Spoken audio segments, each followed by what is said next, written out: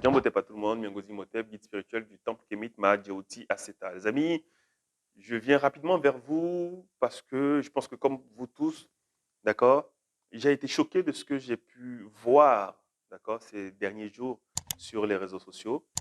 Le buzz, parce que ça fait un tollé pas possible. Vous savez, moi, au départ, je n'avais même pas regardé parce que je ne voulais même pas regarder. Moi, je me disais, encore les Afro-Américains, nous, au niveau de l'Afrique, en tout cas de la diaspora dite francophone, on a beaucoup à faire. On a déjà nos propres soucis. Les Américains, c'est bon une seconde, d'accord? Mais ça a tellement fait un tollé sur les réseaux sociaux que je me suis dit, bon, on va aller voir pourquoi ça fait un bruit, d'accord? Et je suis allé voir comme tout le monde et j'ai été littéralement, les amis, choqué, d'accord?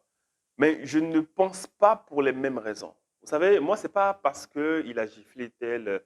C'est pas ça, moi, qui m'a choqué. Oui, c'était lamentable, d'accord, des deux côtés, mais c'est pas ce qui m'a choqué. Moi, quand je regarde ce qui s'est passé, les amis, je me suis dit encore, encore. Et ça me permet de dégager deux leçons que je souhaiterais que tout le monde retienne, d'accord? Parce que c'est important. Et je pense que c'est parce qu'on n'a pas assez sensibilisé ou parlé ou insisté sur ces deux points que ce genre de choses, d'accord, se reproduisent encore. Moi, la première leçon que je retiens, les amis, d'accord, c'est le fait que Chris Rock ait parlé de la femme de Smith. C'est-à-dire que moi, quand je vois ça, ce point-là, moi, je remonte rapidement dans l'histoire. D'accord? Je remonte dans l'histoire contemporaine. D'accord? Vous savez, quand il y a eu, pendant la période de la colonisation, donc esclavage, fin de l'esclavage, la colonisation, pour justifier cela, il y a eu des théories comme celle de Gobineau et même d'autres, d'accord, Lumière, soi-disant, ou théoriciens qui ont présenté les Noirs comme étant proches de l'animal. Et ça a commencé avec des hauts représentants de l'Église catholique qui présentaient les Noirs comme étant des maudits, comme étant des gens qui avaient été frappés de plein fouet par Dieu, soi-disant, par la malédiction de Dieu. Et donc, c'était des gens qui devaient absolument être remis sur le bon chemin, donc être civilisés, d'accord, être nettoyés, être lavés, en fait, être purifiés parce qu'on était de facto impur, impur par la couleur de peau, impur par tout ce que vous voulez. Bref, donc ce qui a fait que derrière, d'accord, pendant la période de la colonisation, on a vu des expositions ici, des zoos humains où on présentait les Noirs comme étant des animaux à voir. Donc les gens payaient de l'argent, d'accord, donnaient de l'argent pour venir voir des Noirs comme ça dans des parcs qui ont été bien aménagés, d'accord, des parcs sauvages, je précise, qui ont été aménagés pour présenter des Noirs. Donc, partant de cette façon de faire, d'accord, partant de ce comportement, on est tombé plus tard, quand les parcs ont fermé, on est tombé plus tard, d'accord, dans quelque chose qui n'a pas disparu, mais qui s'est modernisé. Donc, on est tombé dans le spectacle, d'accord, dans soi-disant l'humour. Donc, on a vu, les amis, la montée d'un humour dit noir. Donc, vous avez des gens comme Michel Leb et d'autres avant lui et après lui qui se sont donnés dans leur spectacle, d'accord, de d'insulter les Noirs, de moquer les Noirs, de présenter les Noirs un peu comme ce qu'on le faisait quelques années auparavant, d'accord, présenter les Noirs comme des singes. Donc, vous avez des gens comme Michel Leb qui vont faire parler des Noirs en faisant des gestes de singe, de gorille, d'accord, en se moquant des narines de Noirs qu'il va comparer aux narines des singes, des gorilles, etc. Sans parler de l'accent, sans parler de la caricature, on présentait les Noirs, des clichés, comme des gens qui sentaient mauvais, voilà.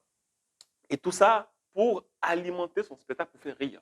Donc, on a entretenu, on a nourri, on a alimenté un public qui, depuis longtemps, y compris dans les programmes scolaires, a été habitué, d'accord, à ce genre de spectacle. C'est-à-dire que les Noirs, c'est des animaux et ils doivent rester des animaux. Parce que même aujourd'hui, dans le subconscient du Lecodème, d'accord, dans sa majorité, sa généralité, les Noirs ne sont pas comme eux. Il y a eux à part et il y a l'autre monde. Donc, eux sont au-dessus et il y a ceux qu'ils appellent le tiers-monde, des gens qui sont différents, mais tellement différents qu'ils sont proches des animaux. D'accord. Et aujourd'hui, ils continuent de le penser. Et donc, tous les humoristes, moi je parle du pays que je connais, là où je suis, tous les humoristes d'ici, d'accord, en majorité, ont dans leur spectacle ont eu des moments des parties où il parlait des Noirs. Et ça n'a jamais fait grand bruit. D'accord? Gad Elmaleh et autres. En tout cas, tous. Récemment, il y a eu un YouTuber qui s'est lancé dans le stand-up qui n'a pas hésité à parler des Noirs. Un YouTuber le Codem, à parler des Noirs. D'accord? Ça n'a choqué personne. Mais ça n'a tellement choqué personne que des humoristes noirs se sont dit, bon, pour être connu, pour avoir une place dans ce milieu, le Codem, qui est quand même assez fermé, parce que c'est le domaine de l'art, à l'époque c'était le domaine de l'art, etc., qui est assez fermé, d'accord? On va faire ce que les Lecodem aiment bien. On va insulter les Noirs. Donc, on va monter sur scène et on va pratiquer l'autodénigrement. Parce qu'on sait que ça fonctionne, ça marche. Et même aux États-Unis, c'est la même chose. Donc, vous avez des Noirs qui montent sur scène et qui insultent les Noirs. Qui vont faire la même chose, les odeurs, qui vont caricaturer le physique des Noirs. D'accord? Il y a certains humoristes que je ne vais pas citer, d'accord? Et qui n'ont pas hésité à le faire. Récemment, il y en a un j'ai vraiment pas apprécié, moi, personnellement, son film. D'accord? Certains Noirs l'ont validé. Bon, voilà, on peut dire ce qu'on veut. Moi, j'ai vu le film, je l'ai trouvé ridicule. D'accord? Où on dénigre encore la femme noire. On dénigre encore l'homme noir avec des stéréotypes, des clichés, etc. Et ce genre de personnes sont adoubées, d'accord? Sont vraiment encouragées dans ce genre de choses. Et bien, c'est la même chose. Moi, quand j'ai vu Chris Rock en train, face à un public, le Codem, d'insulter ou, si vous voulez, d'humilier la femme de Smith, ben, j'ai pensé tout de suite à ça.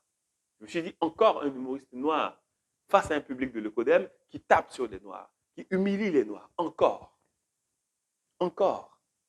Donc les gens n'ont toujours pas compris. Les gens n'ont toujours pas compris. On est en 2022 de l'ère grégorienne. On avance, mais les Noirs ne veulent pas avancer face à l'argent. Et moi, je veux dire à tous les Noirs qui nous écoutent, qu'on soit adulte ou jeune, ce n'est pas parce que vous êtes validé par les Lecodem que vous devez dénigrer vos frères et sœurs. D'accord? Même si on va relativiser, même si on va se calmer un peu sur le frères et sœurs parce qu'on ne partage pas les mêmes valeurs, mais quand même, face à un Lecodem, c'est une part de nous. Un noir est une part de nous. Même si on ne peut pas parler fondamentalement de communauté noire, on peut quand même parler de peuple noir. D'accord? On a une histoire commune. Même si on ne partage plus des mêmes valeurs, on a une histoire commune. Donc, un noir face au Lecodem est une part de nous. Et donc, nous devons absolument, je ne dis pas nous pouvons, nous avons le droit et l'obligation de le protéger. Il aurait pu parler d'autre chose. Hein? Il peut parler, je ne sais pas moi. Puis, il parle de Lecodem s'il veut. D'accord? Mais pas des Noirs. Mais moi, c'est ce que je retiens. C'est la première leçon que je retiens. La deuxième leçon que je retiens, les amis, c'est la gifle en elle-même. Hein? C'est l'action d'aller vers. J'ai trouvé ça ridicule aussi. D'accord? Je remonte encore dans l'histoire, c'est-à-dire que vous avez des Lecodem, quand ils ont pratiqué l'esclavage, ils avaient un seul argument qui tienne jusqu'aujourd'hui, c'est de dire ce n'est pas nous, c'est eux. Ce sont eux, leurs propres bourreaux, les Noirs qui vendent les Noirs. Et aujourd'hui, encore des jeunes tiennent ce genre d'argument en disant ce n'est pas nous, vous vous vendiez avant qu'on ne vienne, avant qu'on arrive sur vos terres. D'accord? Et parce que le Lecodem, c'est quelqu'un qui a tellement honte, d'accord? Il ne veut pas qu'on le présente comme étant un barbare, un sauvage. Parce que lui, s'est toujours vu et a toujours voulu qu'on voit de lui comme quelqu'un de raffiné, quelqu'un d'intelligent, quelqu'un de cultivé, d'accord? Et il ne veut pas être associé à la barbarie. Même s'il est barbare, même s'il est violent, qu'est-ce qu'il va faire? Il va adopter une nouvelle stratégie, une autre stratégie, c'est de dire, mais non, c'est eux. C'est eux qui ont fait. C'est eux qui m'ont vendu. C'est eux qui m'ont appelé. Moi, je n'ai rien demandé. Et même pire, comme moi, j'ai pris, j'ai sauvé. Hein? Hein? J'ai pris des esclaves que j'ai nettoyés, j'ai sauvés. Hein? C'est ça, les amis. Et je trouve ça ridicule. Mais regardez ce qu'ils ont fait. Plus on a évolué dans le temps, ils ont continué cette même stratégie. C'est-à-dire qu'on va effacer au maximum l'histoire. Et donc, ils vont, à chaque fois que des Noirs auront des conflits internes, ils vont les surmédiatiser. Ils vont les surmédiatiser pour dire à leur public, regardez, on vous avait dit, ce n'est pas nous. Regardez, c'est des sauvages. Ils se battent entre eux. Ils aiment ça. En fait, en réalité, ils ne s'aiment pas. C'est un peuple qui ne s'aime pas. Et pire, ils vont même aller loin, ils vont créer des conflits en Afrique qu'ils vont surmédiatiser avec leurs chaînes de télé, d'accord? Leurs médias qui sont subventionnés à coût de milliards et qui sont partout en Afrique, dans presque tous les pays d'Afrique. Je ferai même une vidéo là-dessus parce qu'aujourd'hui, dans beaucoup de pays d'Afrique francophone, on a le média brut qui s'est installé dans beaucoup de pays d'Afrique comme la Côte d'Ivoire, le Sénégal, d'accord? Et ça, c'est en train d'aller un peu partout. Je ferai une vidéo là-dessus, les amis, pour en parler parce que c'est très inquiétant. Il faut que les Noirs aussi soient alertes sur ce genre de pratique. D'accord? Et donc, même aux États-Unis, on va créer des guerres de gangs, d'accord? Et on va les filmer. On va même infiltrer les gangs, on va filmer pour dire, bah, regardez, au final, comme par le passé, ils se sont mis en esclavage, aujourd'hui, ils se butent les uns les autres, ils se tirent dessus. Donc, c'est normal. Et quand je vois l'attitude de Will Smith, je me dis, bah voilà, c'est la même chose. On vient se donner en pâture parce que je me suis posé la question, est-ce que si c'était un locoderme, Will Smith, est-ce qu'il aurait eu ce genre d'attitude si c'était un locoderme en face? Je ne pense pas. Sincèrement, je ne pense pas. Connaissant le mental, le mindset du noir, je ne pense pas qu'il aurait fait ça. Il aurait rigolé, même si c'était un sourire, hein, comme on dit, un sourire jaune, mais il serait passé à autre chose. Il aurait peut-être mis un post après sur Twitter, parce que c'est leur spécialité, d'accord, en se plaignant. Oui, je n'ai pas apprécié. Mais une action directe, physique, jamais, au grand jamais, il l'aurait fait. Et si jamais il l'avait fait, il avait osé le faire, il serait boycotté à vie. Partout dans toutes les cérémonies, même à Hollywood, les gens l'auraient boycotté. Parce que les gens de l'autre côté, face aux Noirs, ils savent être solidaires. Chose que les Noirs n'ont toujours pas compris. En tout cas, j'espère que tous ceux qui nous suivent et qui sont sensibles à notre discours, qui sont sensibles à nos enseignements, vont prendre conscience que ce genre de comportement est à bannir, les amis. Et les mots ne sont pas forts. Moi, les Noirs qui font ce genre de choses, j'ai envie de leur dire, non, c'est pas possible ça. Nous, dans notre organisation, si tu fais ce genre de choses, limite, c'est passible d'un bannissement. Je veux dire, on ne peut pas faire ça. Il faut que les Noirs intègrent dans leur esprit qu'ils sont en guerre. Qu'ils sont en guerre. Mais cette guerre-là, la première étape de cette guerre, c'est de se voir d'abord comme des non-ennemis. C'est de se voir d'abord comme, pas forcément des frères si on ne partage pas les mêmes valeurs ou si on n'est pas dans une même organisation, mais de se voir comme un semblable, comme une partie de nous.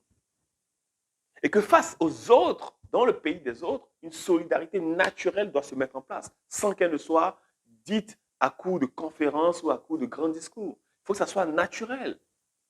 Et avis aux parents également, il faut éduquer vos enfants dans ce sens. Il n'y a pas besoin de grands discours ou de lire des livres pour ça. Éduquez vos enfants. Il faut bien éduquer. Éduquer, ce n'est pas simplement ne pas voler, ne pas mentir, ne pas machin. Ça fait partie, ça, de l'éducation. Et moi, je conclus que Smith n'a pas été éduqué. En tout cas, comme il se doit, dans ce sens. Que Chris Rock, ou comme il s'appelle, n'a pas été éduqué. Dans ce sens. D'accord? Nous devons transmettre ce genre de valeurs à nos enfants. Ne pas voler, ne pas mentir, bon, ça c'est à la rigueur, voilà quoi. D'accord? Voilà. Donc prenez soin de vous les amis, que la paix de nos ancêtres vous accompagne. Au